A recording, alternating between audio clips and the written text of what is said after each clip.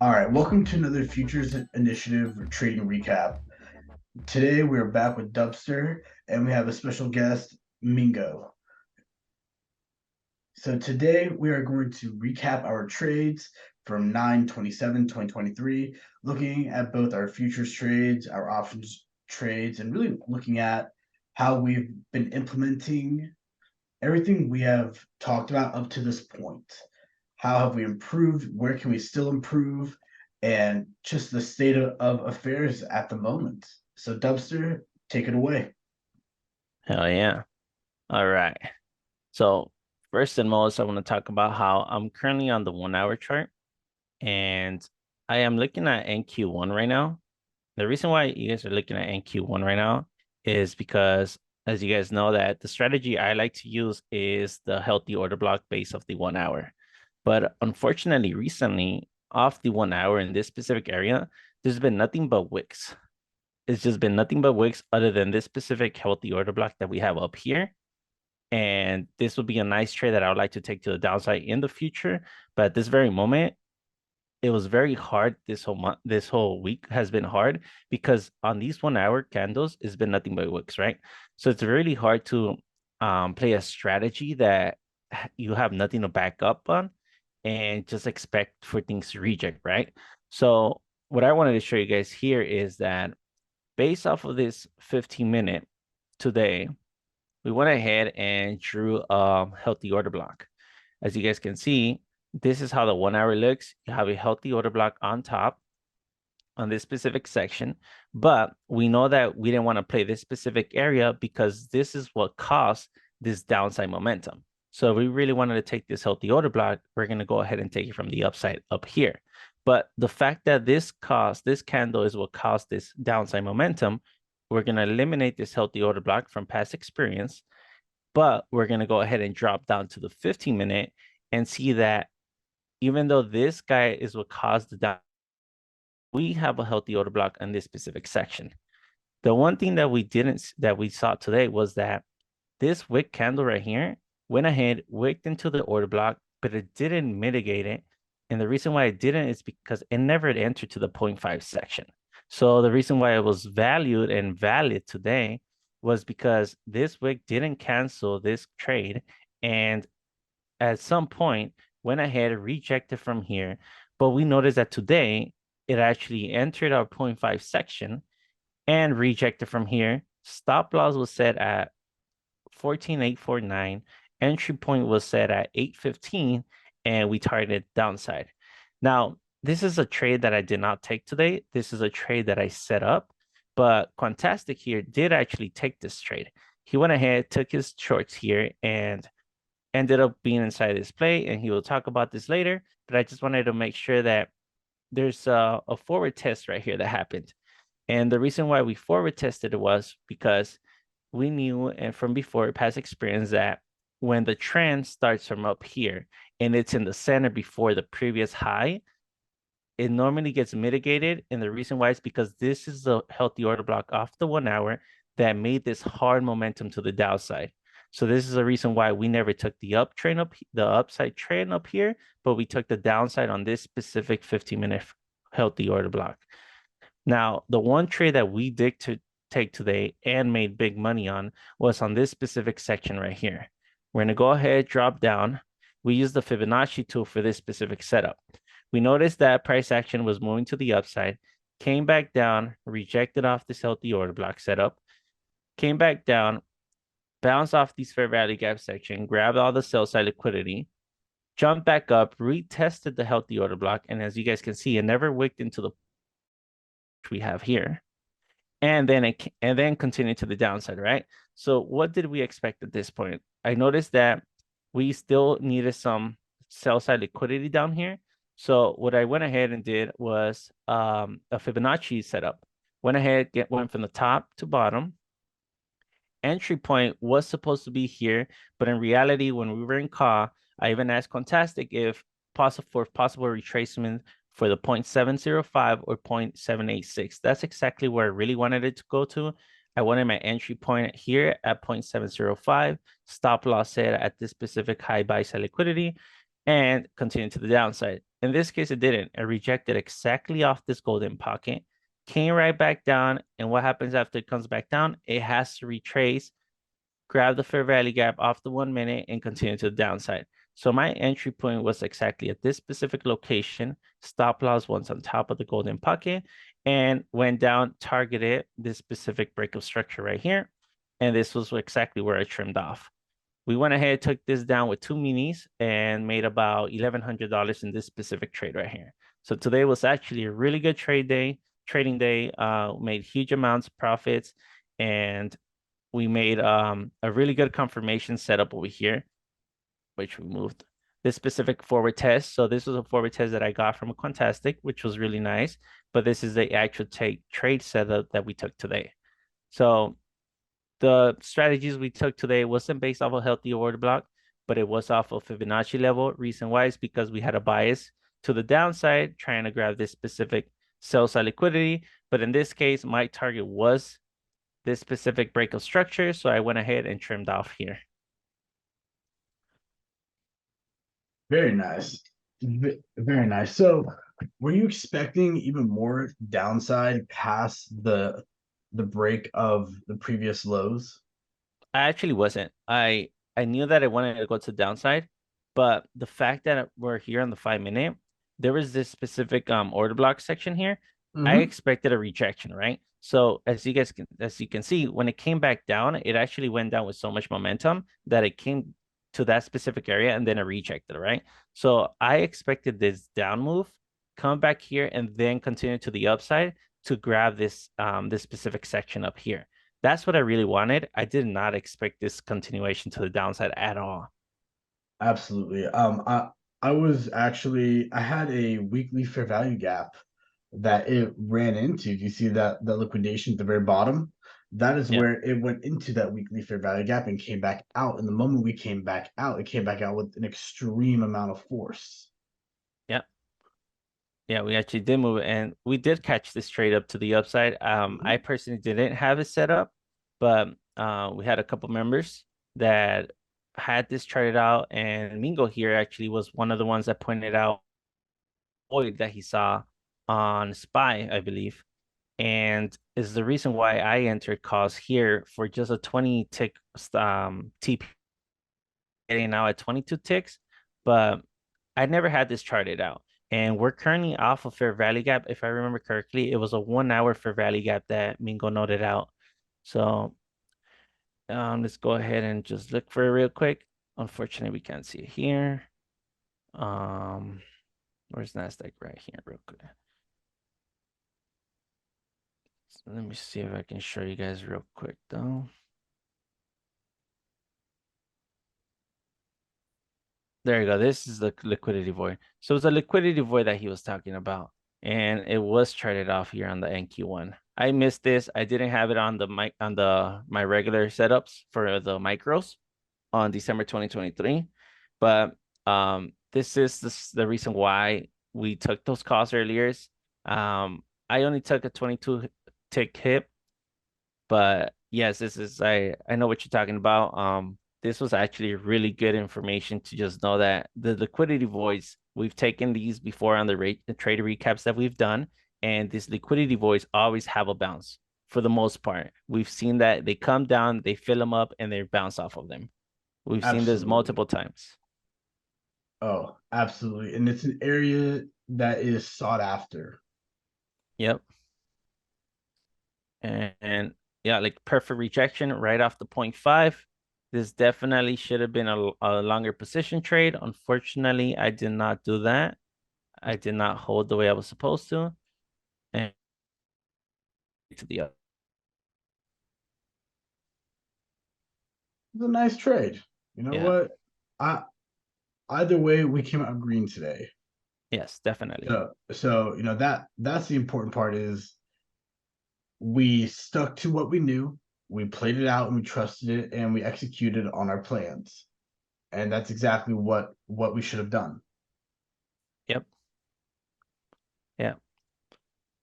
All right. Let me go ahead and get this shared. All right, so we're looking at the 1 hour or at the 4 hour chart currently. So I actually had the weekly fair value gap on NQZ down here. Oh yeah. But I charted that out because I saw all of this lack of liquidity, understandably so, during this time we were in the September contract. That's fine. But seeing all of this tells me, okay, we did get some type of liquidity, but we needed to target lower. So I also consulted QQQ to see that as well, and it aligned perfectly.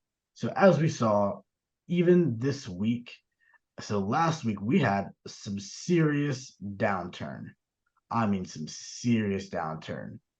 600 points, almost 1,000 points since the top of last Friday. So, with that being said, let's dive into the actual trades of today. I'm going to pop down to a 5-minute chart. All right. So, today, we actually started trading fairly early. One of the first trades I had was I saw this liquidation to the downside, took out pretty much most of the Asian session. But why is that important? Well, it's important because once it takes out most of the liquidation and came to consequent encroachment of a order block over here, that told me, okay, we're refusing to make a low right now. Notice how I'm saying right now, because we have an order block down here and a fair value gap all the way down here. So the downside was something I had always planned seeing today. I just did not know how aggressive it was going to be. So our first trade came here. We saw the liquidation. We took it and went up. Caught about 40, 50 ticks on micros. I was trading on the performance account today, so I wanted to stick to micros and keep it in micros. Okay, so this was the first trade of the day. It was a great trade. I cut it off as soon as we passed the SIBI, or the sell side imbalance, buy side inefficiency. Next, we saw price run up, touch the 1 hour fair value gap, then reject. This run up again was our sign, take this to the downside, but we chopped beautifully to the downside, creating lower lows and lower highs each time until we liquidated at the bottom. So I had taken this trade to the upside, took a short position here to the downside. Now, I know that we've spoken about learning how to really trust the trade and hold it for longer. That's something that I'm still working on, but I'm glad I was able to hold it for longer than I normally would have. So I caught this for about 25, 30 bars. I was in with 10 micros. I was happy that I was able to trim off accordingly. It was a great trade. I enjoyed it because I felt, you know what? I was able to hold it for longer than I normally do and really let price play out. The next one I took, which was a bit risky, did not make a lot on it. I took one down here, scalped another trade, but my stop loss where I had it was a little too high. Okay, I allowed too much drawdown on 10 micros for a small bit of profit. So I let price run down. I then saw price coming back up and it hit my stop loss, but I had placed my stop loss on $100 in profit. So we were good there, but we wanted to ensure that we left with something. Then I saw price run up. I was under the impression price is going to take out the previous high up here, or the short-term high, but it did not. Rather, it created equal highs. That should have been my indication to see price, to pay attention and watch for the sell side liquidity to be run through. So we saw that it came down, wicked off the fair value gap that it created the previous day, ran back up. This would have been a great opportunity to take puts to the downside because we failed to break the short-term high. So we come down, break lower, we come back up. Again, failure to break the short-term high. Then we really run down, taking out the fair value gap towards the bottom, coming down, then we come back up. Now we break the short-term high. Then we liquidate. Then this was the trade Dubster was talking about, where we took a long position down here. I got in after it touched the fair value gap the second time, but I did not catch the entire move. No, as I'm learning to hold my trades longer, it's nice to catch just above what I call the breaking point, or the short-term high. Although technically this is the short-term high, but we did have a nice fair value gap that we could have let it run to, but I wanted to stick to my profits again, trading on the performance account. And truthfully, I should have been done after that, but I went back in for another trade, and that was when I took puts to the downside here. That was my final trade.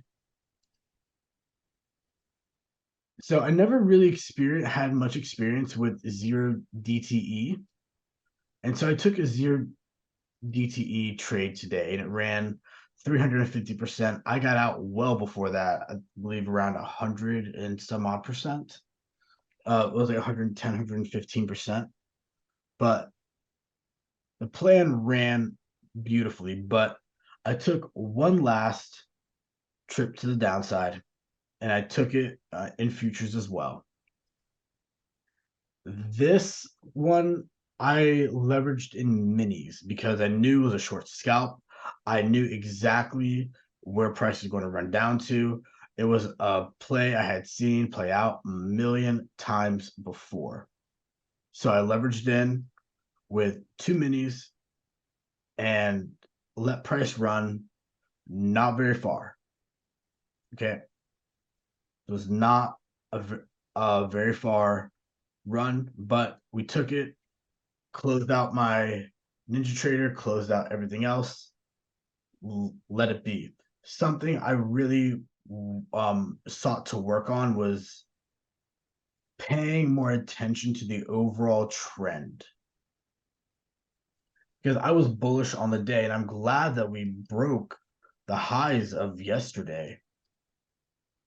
And I'm sorry, the highs of this morning in London. But I still wanted to see this come all the way back up and test the fair value gap, the daily fair value gap to the top. We have a couple 1 hour fair value gaps above us, but we've just wicked to them. Tomorrow, I am expecting that we come back down, touch the weekly fair value gap, and then run all the way up. If we do that,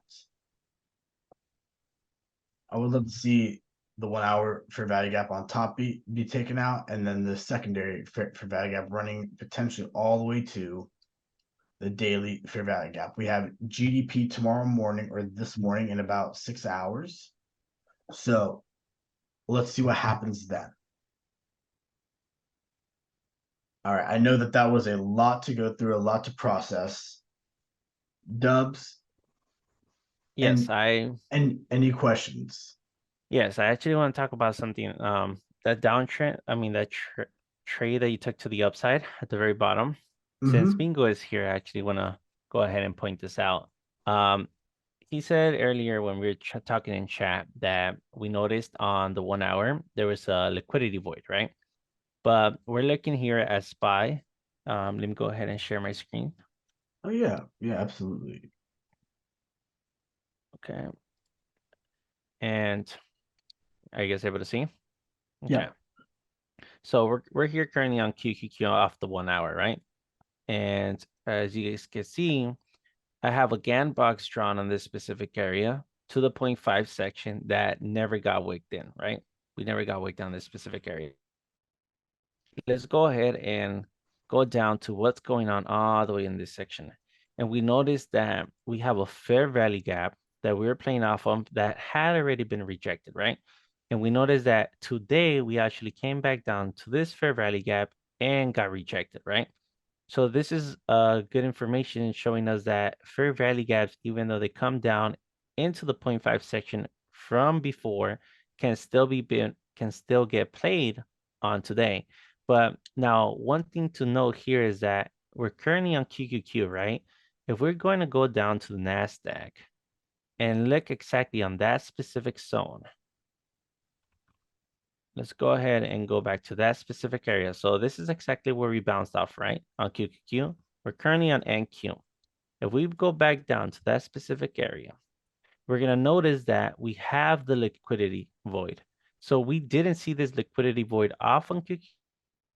Noticed it here on NQ. And this is something why it's really nice to chart NQ and QQQ at the same time, because you're going to see these things on NQ when you don't see them on QQQ. So if you're an options trader, we notice that it's always good to chart NQ, look at what's going on pre-market areas.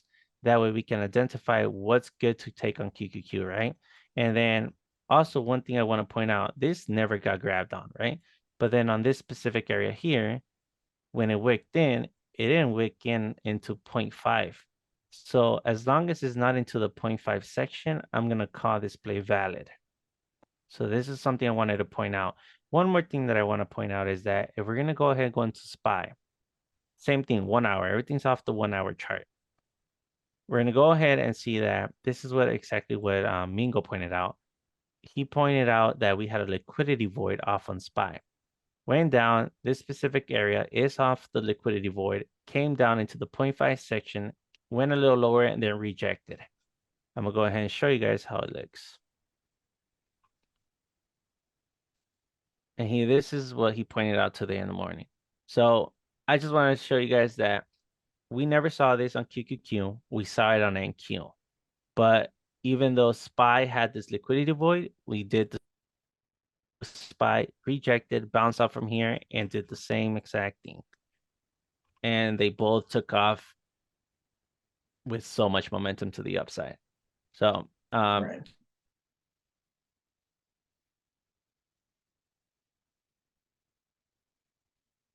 It was crazy just to see how much all this really took off, and I was impressed. As much as I wanted to get in, I had to sit on the sidelines and said, I said, look, I took the one short play. I wanted to get back in, but you know what? Was not the right time. Wasn't the right time to go and get back in. Sometimes you just have to let it go.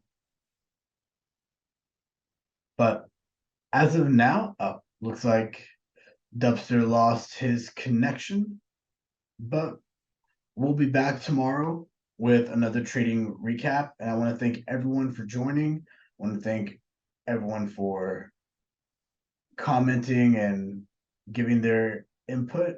And we look forward to seeing everyone next time. We'll catch y'all later. Thank you.